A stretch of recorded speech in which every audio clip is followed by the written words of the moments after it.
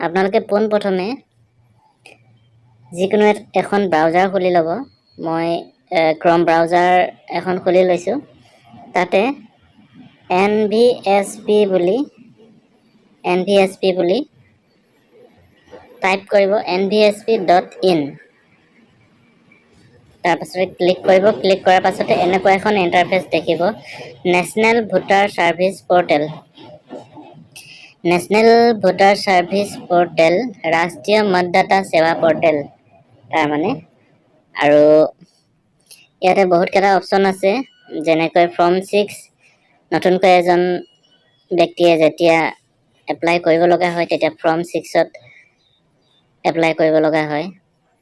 আৰু form 6A এইটো আমাৰ দৰকাৰ নাই। ফৰ্ম 6B আধাৰ কাৰ্ড এখন ভোটাৰ ID কাৰ্ড লগত কেনেকৈ লিংক কৰা হয় আজিৰ এই ভিডিঅ'ত দেখিব আপোনালোকে।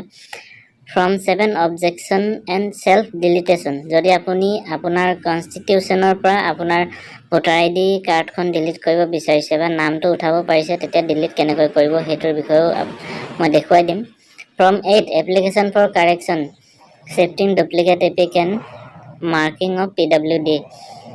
ইয়াতে আপোনাৰ ভোটাৰ ID কাৰ্ডৰ যদি কিবা ভুল হৈছে বা এখন সমষ্টিৰ পৰা আন এখন সমষ্টিলৈ ট্ৰেন্সফাৰ কৰিব বিচাৰিছে বা নতুন ভোটাৰ ID কাৰ্ডখন আপোনাৰ হেৰাই গৈছে, ডুপ্লিকেট এখন এপ্লাই কৰিব বিচাৰিছে, তেতিয়া ফৰ্ম 8ত ক্লিক কৰিব লাগিব।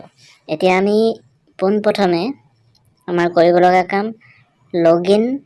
যদি আপোনাৰ অলৰেডি ৰেজিষ্টাৰ আছে এইটো পৰ্টেলত, NVSP পৰ্টেলত যদি অলৰেডি ৰেজিষ্টাৰ আছে তেনেহ'লে লগ ইন কৰিব। আৰু যদি আপুনি এবাৰো ৰেজিষ্টাৰ কৰা নাই এতিয়ালৈকে, তেতিয়া আপুনি ৰেজিষ্টাৰ কৰিব লাগিব। পোনপ্ৰথমে মই এতিয়া ডেস্কটপ মোডত নি ল'ব লাগিব, অলৰেডি ডেস্কটপ মোডত আছে। লগ ইন কৰিম। তাৰ পাছতে আপুনি যদি নতুন ব্যক্তি হয়, এই পৰ্টেলত নতুনকৈ আহিছে, তেতিয়া ডন্ট হেভ একাউণ্ট, আপোনাৰ একাউণ্ট নাই, register as a new user, আপুনি নতুনকৈ ৰেজিষ্টাৰ কৰক বুলি কৈছে। কিন্তু মোৰ অলৰেডি আছে, সেইটো কাৰণে মই ইয়াতে ক্লিক কৰিম। আপোনালোকৰ যদি ৰেজিষ্টাৰ নাই তেনেহ'লে এইটো তলৰ ফৰগটৰ তলৰ যিটো নীলা অপশ্যন দেখুৱাইছে তাতে ক্লিক কৰি আপোনালোকে ৰেজিষ্টাৰ কৰি ল'ব পাৰিছোঁ। মই আপোনালোকৰ সহায় হওক বুলি ইয়াতে ক্লিক কৰি দিছোঁ নতুন ৰেজিষ্টাৰ অপশ্যনত। আহি গৈছে। আপোনালোকৰ মোবাইল নম্বৰটো দিব লাগিব। মই মোৰ মোবাইল নম্বৰটো দি দিছোঁ। ইয়াৰ যিটো কেপচা কোড আছে, কেপচা কোডটো দিব লাগিব। কেপচা কোডটো আপোনালোকৰ একে হ'ব লাগিব, তেতিয়াহে আপোনালোকে নিজে নিজৰ মোবাইলত বা কম্পিউটাৰত কৰি ল'ব পাৰিব। তাৰ পাছতে চেণ্ড OTPত ক্লিক কৰিম। ইয়াত দেখুৱাই আছে mobile number is already register, কাৰণ মই আগতেই এইটো পৰ্টেলত ৰেজিষ্টাৰ কৰি থৈছোঁ, সেইটো কাৰণে mobile number is already register বুলি দেখুৱাইছে। তো মই কি কৰিম, আপোনালোকৰ কিন্তু মোবাইলত OTP যাব। মোবাইলত OTP যোৱাৰ পাছত আপোনালোকে সেই OTPটো ইয়াত ফিল আপ কৰিলে আপোনালোকৰ ৰেজিষ্ট্ৰেশ্যনটো হৈ যাব। এতিয়া মই বেক হৈ যাব লাগিব, হোম পেজত যাম। হোম পেজত গৈ আকৌ লগ ইনত ক্লিক কৰিম। ইয়াতে মোবাইল নম্বৰ, মোৰ নিজৰ মোবাইল নম্বৰটো দি দিম ইয়াতে।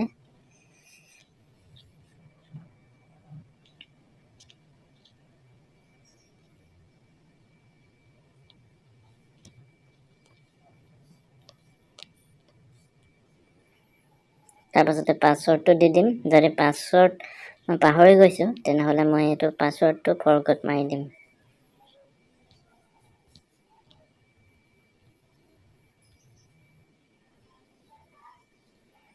লগ ইন কৰি দিলোঁ। পাছৱৰ্ডটো মই পাহৰি গৈছোঁ, গতিকে মই ফৰগট পাছৱৰ্ডত ক্লিক কৰিম। চিন্তাৰ একেবাৰে বিষয় নাই। ইয়াতে মোৰ নম্বৰটো আকৌ এবাৰ দি দিম।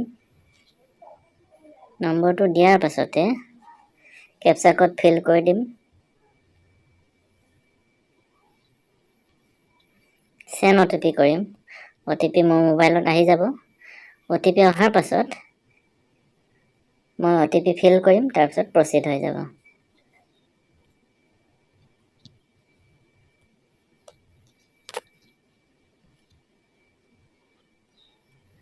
ভেৰিফাই OTP কৰিম, ছাকচেছফুল। এতিয়া মই নতুন এটা পাছৱৰ্ড ক্ৰিয়েট কৰিম।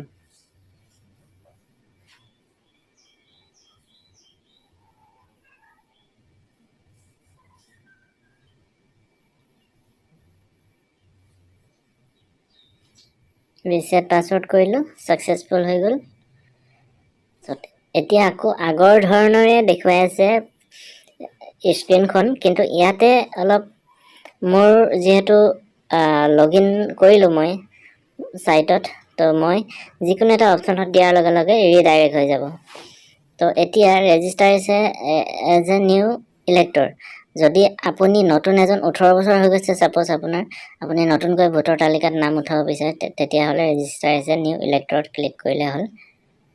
मैं क्लिक कर दिखा दिसो। फॉर्म 6 नए मतदाता के रूप में आवेदन करे। फॉर्म 6 यूज কৰিব লাগিব নতুন কাৰোবাৰ যদি ভোটাৰ লিষ্টত নাম উঠাব লাগে। प्रवासी मतदाता के रूप में आवेदन करे, এইটো আমাৰ দৰকাৰ নাই। मौजूदी निर्वाचक द्वारा आधार संख्या की जानकारी के लिए आधार সংলগ মানে আধাৰ লিংক কৰাবলৈ কাৰণে ভোটাৰ আইডি লগতে। তাৰ পাছতে ফৰ্ম 7 दिसे मतदाता सूची में आपत्ति और नाम हटाने के लिए। नाम কোনোবা এখন কনস্টিটিউশনত আপোনাৰ নামটো আছে তাৰ পৰা ডিলিট কৰিব লাগে, তেতিয়া আপুনি এইটো ফৰ্ম 7 ইউজ কৰিব পাৰিব।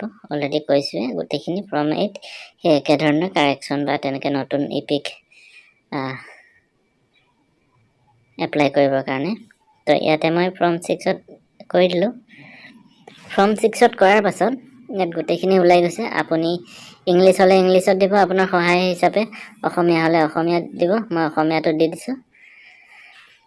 ৰাইজৰ নামটো দিব, ৰাইজৰ নাম আমাৰ অসম। তাৰ পাছতে জিলাৰ নামটো দিব, ইয়াতে জিলা আমাৰ শোণিতপুৰ ডিষ্ট্ৰিক্ট, আৰু আপোনাৰ যিখন ডিষ্ট্ৰিক্ট হয় আপুনি বাছি দি দিব। সমষ্টি কি হয় সমষ্টি দি দিব, তেজপুৰ হ'লে তেজপুৰ, ৰঙাপাৰা হ'লে ৰঙাপাৰা। মোৰ চতিয়া হয় যিহেতু মই চতিয়া দি দিছোঁ। প্ৰথম নামৰ পিছত মধ্যৱৰ্তী নাম ইন ইংলিছ, ইয়াত মিডিল নেমটো লিখিব দিছে। উপাধি যদি আছে উপাধি লিখিব লাগে, যিকোনো এগৰাকী আত্মীয় নাম বা উপাধি ৰাইজৰ চৰকাৰী ভাষাত। নামবোৰ দি দিব ইয়াতে। সম্বন্ধৰ প্ৰকাৰ ইয়াতে দি দিব, হাজবেণ্ড হ'লে হাজবেণ্ড, ৱাইফ হ'লে ৱাইফ। এইখিনি আপোনালোকে নিজে গম পাই যাব, ফিল আপ কৰি গৈ থাকিব। ওপৰত যেনেকৈ লিখা আছে সেইমতে আপোনালোকে দি যাব।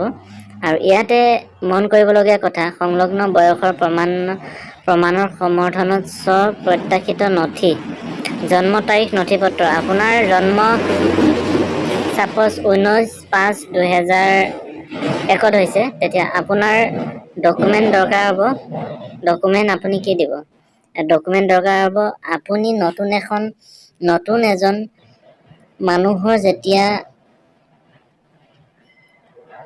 ভোটাৰ আইডি এপ্লাই কৰিব বিচাৰিব বা নাম উঠাব বিচাৰিব, তেতিয়া আপোনাৰ ইয়াতে কেইটামান দৰকাৰী কাগজ বিচৰা হ'ব, ডকুমেণ্ট বিচৰা হ'ব। সেইবোৰ আপোনালোকে ইয়াত আপলোড কৰিব লাগিব।